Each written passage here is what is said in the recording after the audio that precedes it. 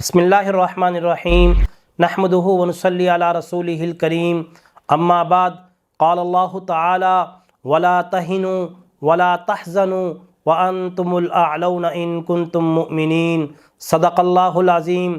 میرے محترم ناظرین، 7 اکتوبر کی صبح فلسطینی جان بازوں نے سمندری، فضائی اور زمینی راستوں سے اسرائیل پر حملہ کر کے پوری دنیا کو حیرت میں ڈال دیا ہے۔ یقیناً اس سے امت مسلمہ کے کلیجے ٹھنڈے ہوئے اور پوری امت میں خوشی کی لہر دوڑ گئی، مگر اس کے ساتھ ہی اسرائیل اپنی تاریخ کی بدترین جارحیت پر اتر آیا ہے۔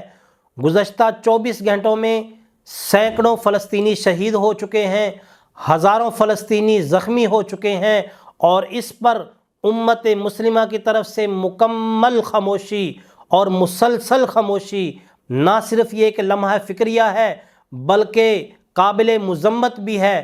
ہم مسلم حکمرانوں سے اور مسلم ممالک کی مسلحہ افواج سے اپیل کرتے ہیں کہ اس نازک موقع پر اپنے فلسطینی بھائیوں کی بھرپور مدد کی جائے، جو در حقیقت بیت المقدس کی مدد ہے، اور اپنے فلسطینی بھائیوں کو بھی یہ کہنا چاہتے ہیں کہ آپ نے امت مسلمہ کے سر فخر سے بلند کر دیے ہیں۔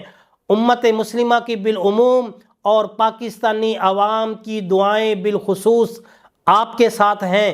اللہ تعالیٰ آپ کو فتح مبین عطا فرمائے اور اللہ تعالیٰ آپ کا حامی و ناصر ہو۔